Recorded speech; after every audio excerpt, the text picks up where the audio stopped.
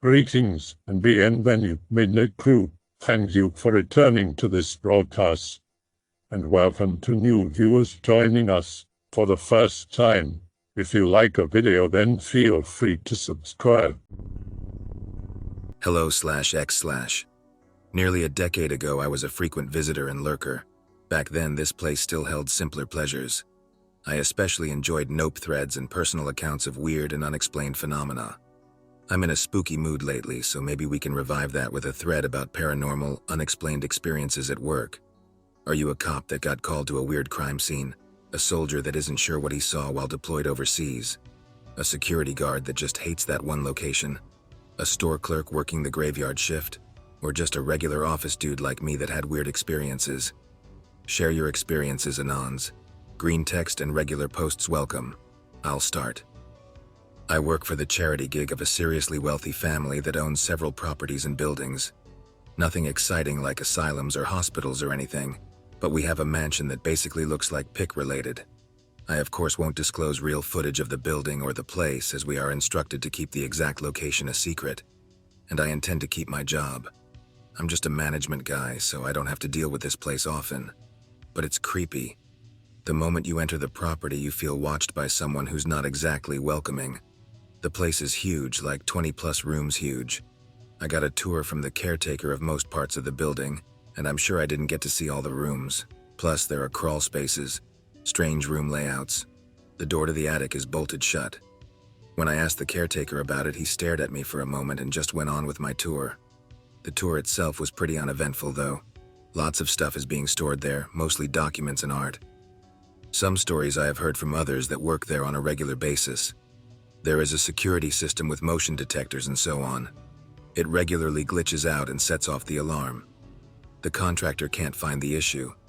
Neighbors complain about noises from the property from time to time, especially during the summer when they tend to sleep with their windows open. They claim to hear people talking or stuff being thrown around. We never find proof of anyone screwing with us on our CCTV. Also, pets from the neighborhood go missing on the property. We never find corpses, though. Even once probed the old cistern that lies on the property. Cats and dogs around there now stay in the house.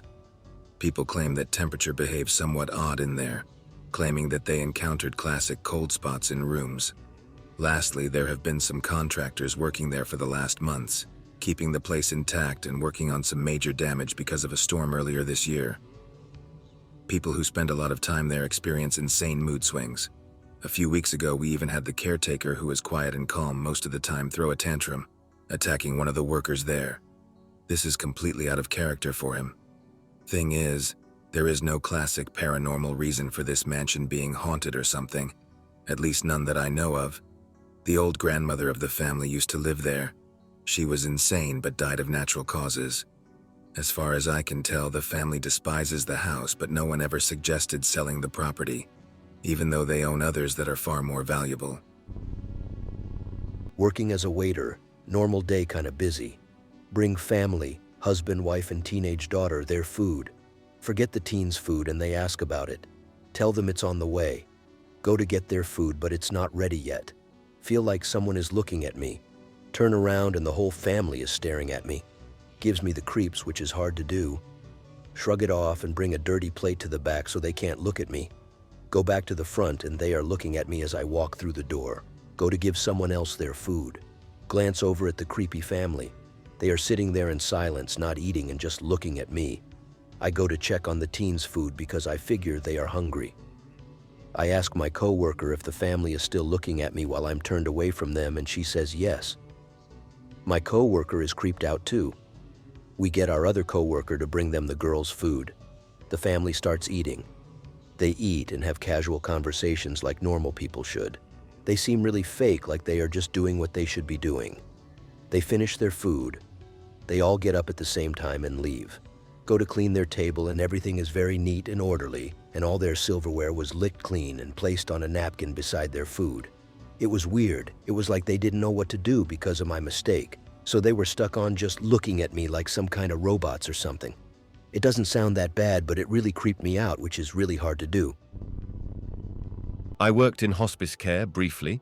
I had tried to apply to multiple hospitals and clinics, however I, quote, didn't have the job experience they were looking for. The elderly I tended to were always very nice and polite, if not very lucid. I also had to work a night shift since no one else was willing to. First day there, I understood why. The building itself was creepy after sundown. There were 3 floors, basement, ground floor, and upstairs. Basement was primarily for storage. The ground floor was where patients would be checked in, and upstairs was living quarters. The ground floor had almost no windows, and all the lights were spaced out, leaving these huge, dark gaps in the halls. Not pitch black, but darker than the rest of the hall. Upstairs wasn't much better, as the only lights were in patient rooms, and the halls all had windows. During the daytime it was pretty cozy, all things considered, but at night it was so dark at times I had to bring a flashlight if the neighboring homes had gone lights out already. I can't remember exactly when this was, but I was getting some medicine prepared for one of the patients, an elderly man who I'll call Mr. Smith. Mostly just painkillers and insulin since he was a type 1 diabetic. I wheeled the cart up the ramp by the stairs.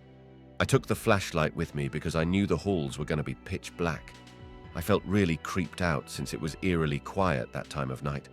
All I could hear at most was the faint beeping of heart monitors and my own footsteps, along with the cart's wheels squeaking whenever I turned in the hallway. As I wheeled past the final corner in the hall, I raised my flashlight up to see ahead and nearly crapped myself as the door of an empty room swung open in full force. I had to throw my hand over my mouth to stop from screaming like a little girl. I felt paralyzed as I stood there, flashlight shakily illuminating the open doorway. I noped right out when I saw a little girl peek her head out from around the corner at eye level with me. I heard the door slam shut again, and even heard the lock mechanism being violently closed as I darted downstairs again. I grabbed the phone on the front desk to call up my boss, but chickened out knowing that one. I was going to deprive this old man of his medicine if I just left, and 2. My boss probably wasn't going to believe me, so I went back upstairs, tail between my legs, and my flashlight gripped with white knuckles. I managed to just rush past the door and get to Mr. Smith's room. He was half asleep, and noticed I was pale as a sheet and asked what had happened. I brushed it off. Just told him I heard something crash and it spooked me. He laughed a little and took his medicine before rolling back over in his bed and falling asleep. I stepped out into the hallway once more, wheeled the cart back to the basement, and spent the rest of my shift at the front desk. Holy crap, Anon! Did you have similar experiences while working there? Why did you quit? Most other spooky experiences I had were just things in the basement falling over for no real reason, or the lights flickering. Only one other time did something overtly paranormal occur again, and that didn't happen to me, but one of the day shift workers. According to her, she was changing the bed of an elderly woman with dementia.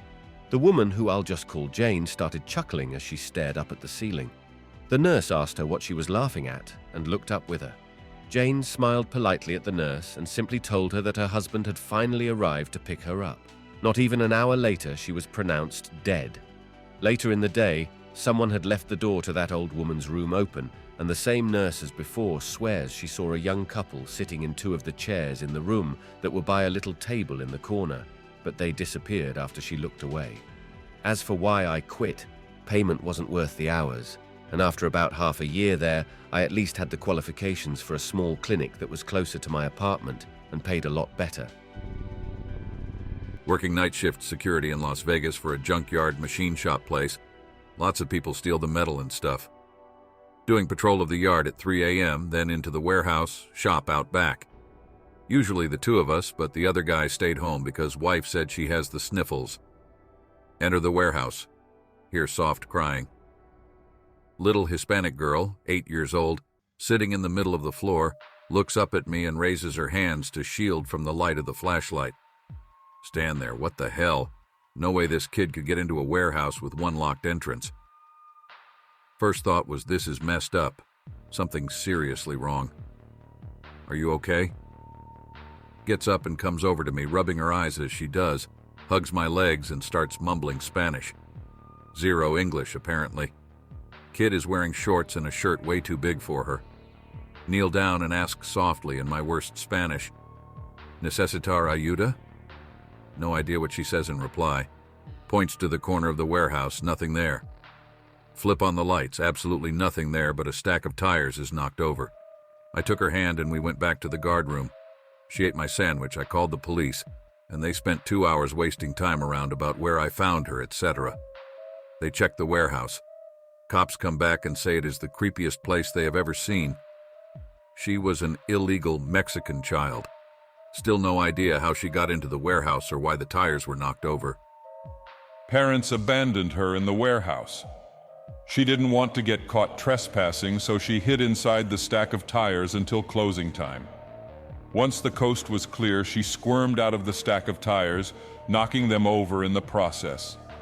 She then proceeded to look for the exits, realizing they were all locked. Cue tears of helplessness, where you proceeded to stumble upon her. Started a new job at this hotel doing a traineeship.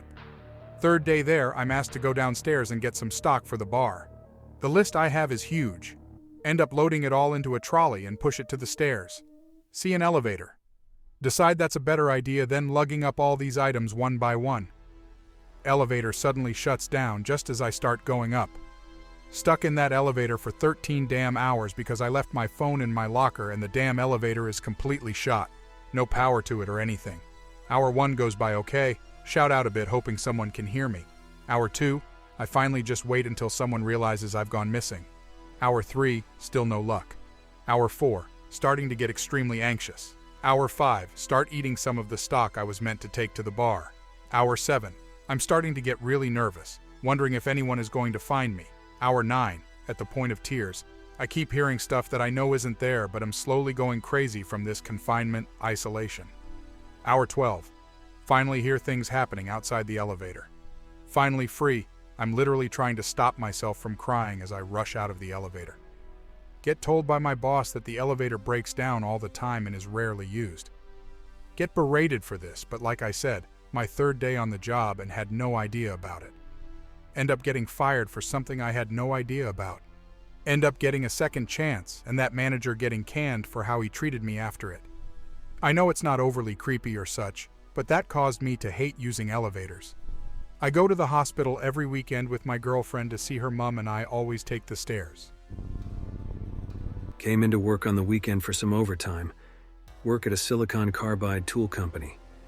One other dude in the building, but like an acre away from me in a whole other part of the building.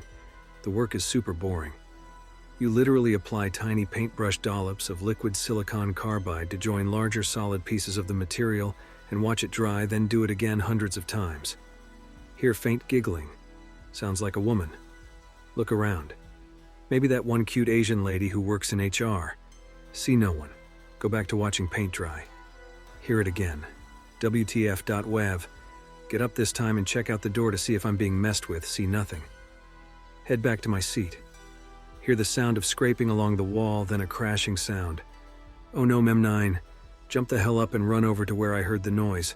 A big mop that was in its bucket and angled directly into the corner of 2 joining walls is now on the ground. Nope. Quickly gather my belongings, turn off the lights and head home. Next Monday, boss looks unhappy. WTF Anon, I thought you were going to catch us up on the weekend, he yells. Sorry, sir. I felt a little sick after I put in a few hours and had to leave. Later, I hear him joking around saying I was probably too hungover. That's why I left. A few months later, I get laid off. My face when a ghost cost me my job. I used to work as a sound tech roadie for my friend's band when I left high school. Some of the cheaper venues used to only let us set up either way before opening hours, or just after closing hours. Anyway, I'll greentext the rest. Gig is in a rural area. Arrive at 5 a.m. to set up after driving most of the night. Old school Aussie pub, large and pretty historical. Setting up microphones and amps for a day gig. Place all main rigs. Climb up into the rafters to get it all running. The main guitar stack gets interference. Usually just sounds like static. Ignore it. Begin to climb down the ladder. Here, mind your step through the static. Swing around expecting the pub owner to be there. Still no one in the building. Jump down and switch off the amps. A bit panicky. Walk towards the exit after packing up my stuff. Walk past the bar. Hear a drink being poured loudly. Close the door and lock it faster than ever before. Everyone in the band called me a coward. It may seem like simple stuff, but the vibe in the empty old pub that night was so terrifying. I've got one. B22. I'm a barber and I worked in a rural town. Work late, tired, driving home. There are train tracks across the street, then the road turns into a crossing. See some bald guy standing there on the other side of the tracks. Stop. It's a small town, what could possibly go wrong, I think to myself. Ask him, what's wrong? Do you need some help or something? He must be drunk or high or something. The guy starts to grin and mutters while looking up at the sky. Turns around, then disappears into the field. He slightly resembled Pick-related. I was probably letting my mind wander because I was half asleep. I worked night shift security for a few years. First place didn't have much, but I moved to a new state and got a job as security for some crazy woman. 21, just moved to a nice sleepy town. Get a call some weeks later from a woman who sounds almost drunk, slurring words, etc. Asks about my previous experience, etc. After a lengthy conversation, she gives me my bi-weekly pay, which is triple my asking. I'm okay with this. GIF. Gives me address and whatnot. It's quite a bit out of town, but can't turn down the pay. I arrived on my first night. It's a large manor. Looks pretty old. But I finally understand why the pay increases. Meet the woman once when I arrive. She's had issues with vandalism and kids killing wildlife on the lawn, discuss payment methods, and she leaves. A creepy middle-aged blonde. The first few nights, the place is pretty eerie. There's almost no sound coming from the enclosing woods. About after my first week, I was doing my rounds in the garden backyard when I heard low whispering from behind the shed. Pull out the flashlight and expect to see some kids. Go back there. Nothing. Hear the whispering. It's in the shed. Sounds like 2 or 3 people all speaking over each other. Don't have keys for the shed, and it's locked. Shine light in the window and see something scurry behind a table. The shed is large and has only one window. I can see some eyes looking back at me. Watch shed for the rest of the night. Don't see or hear anything else. This was after the initial spook. Be around 3 a.m. drinking some coffee in my car off to the side of the driveway. All of a sudden hear a high-pitched scream. Jump out of the car and hear it again coming from the back of the manor. Race over to the side and peek around the corner. See someone crawling on the ground, screaming. They start turning their head to me, so I duck back. Check a few seconds later, and they're gone. Grass has an oily substance leading into the woods. Shine light into the woods and listen for a bit. Silence. Get closer and see 2 people dash out of a bush in black hoodies. Demand they stop. Shine light on them. One turns around and has that same oily substance on them, shrieks at me and sprints away. I don't think it was a goat man or skinwalker, just some dumb kids. Scared the hell out of me regardless. For me, I work summers as a flex security guard. This time around, I was at Digital Realty. This place is huge and it's still being expanded. There are a few full suites, but many dark ones under construction. One full-time guy left because he got spooked. Grave shift security is just one person taking care of the whole building. No one's there, not even the customers or engineers, unless we get an alarm. Be me, going for first patrol. Go through suites, all's well. Get to the empty suite, badge in. Dark as all hell, still gotta walk through it. Reach the end, luong as hell, like 100 yards. As I go back to the door, hear stuff. Whispering, try to pass it off as a C. Power walk back, whispering gets louder. Barrel out that door faster than a fat guy from a gym. Complete patrol, inner and outer. Next time the room is eerily quiet. Ask around, people who have done grave here didn't like that room at all. Some just opened the door, checked and left to avoid it. Find out dude working grave got spooked and left. Even the supervisor hates that room. Don't blame him. Still hate it. Could just be the AC, but all well. Pick is of the suite from the door at night. Some viewers may find the following video disturbing. Viewer discretion is advised. Been working on an ambulance for a few years. The last 5 months have been in a beach town on the west coast. Most calls are bull, rich old assholes from the cliffs always crashing cars and having heart attacks, harbor scum and homeless always ODing on heroin and whatever else. A lot of death, but all explainable, all expected. We're trained to understand MOI, mechanism of injury, only as a way to anticipate injuries not readily visible. Over the last few months, I went on a few calls I couldn't understand and saw things I couldn't explain. The first call, dispatched to an unresponsive male at 0622, barely awake from a busy full moon night cleaning up degenerates. Partner and I drag ass getting out of the chute. Bodies found in the morning have usually been there for hours, mean they can't be saved. Pull up and see the morning joggers that called it in on the beach. Great, time to work. Start CPR for appearances because of the crowd watching. Body is crumpled face down in the sand with clothes ragged and shoes missing. First thing I notice is the skin. Cold, ice cold, wet, not soaking but wet. Really pale, almost white, first compression comes up soft. CPR 101, good compressions break ribs. Every rib in this guy's chest was already shattered. Third compression to feel his heart in my palm.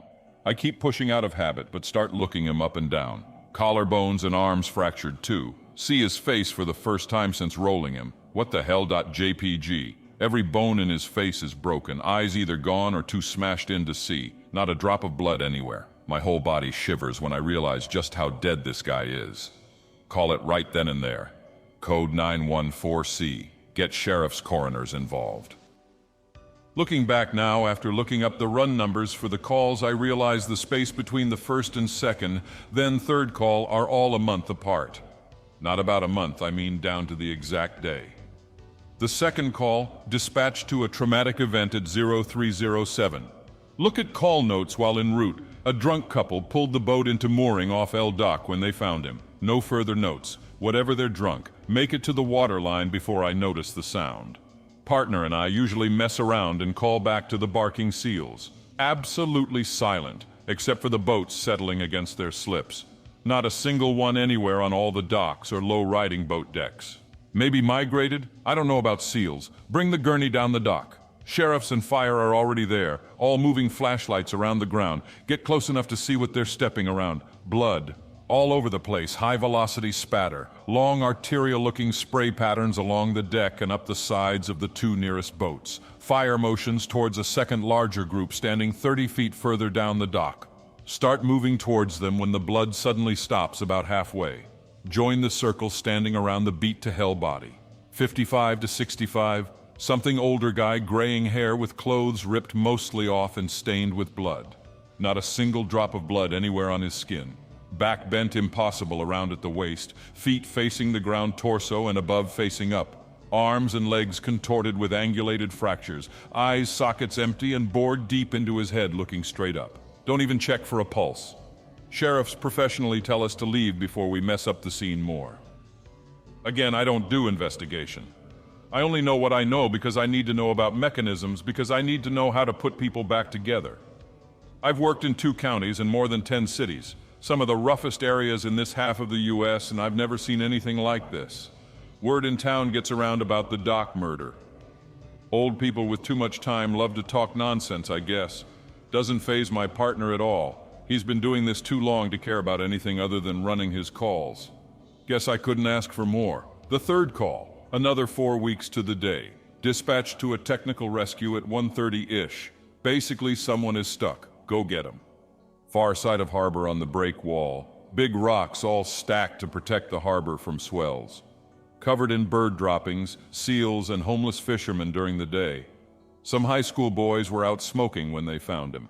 Word comes down that the sheriff's helicopter is grounded due to fog. Time to get wet. All of us grab out bags and start climbing over rocks out the jetty. Tide is high, highest it's been in a while. Finally make it out there to find a 40-something-year-old man wedged between rocks. Head first in a space between boulders just at the waterline. Tackle box, backpack, and rod covered in blood like the rocks around them. We all work to lift him by his broken legs from the water and rocks. At this point, I don't even have to see his face, but I still look for some reason. Eyes gone and the holes seem to be staring at you wherever his limp head rolls and turns. Spend the next hour climbing over rocks with his body strapped to our backboard. Finally get to turn him over to the coroners right about the time they take inventory of his stuff. 3 days later, I'm back on shift. One of the sheriffs who was there that last night with us helped go through everything in the backpack to try and ID the guy. He said they found a phone in his bag, one of those flip phone prepaid pieces of crap. They had a family member unlock it once they got down to the sheriff's substation 2 doors down from us at City Hall to answer some questions. Found almost nothing on the phone. Few photos from the day, caught a few fish and took some pics of them. Last 3 pictures are of the waves getting big enough to break over the jetty. Last picture is the pic above. I hope that you enjoyed tonight's broadcast. If you enjoyed tonight's story, then please subscribe to the channel as more green texts will appear daily. A new broadcast will appear when the clock strikes midnight Central Time.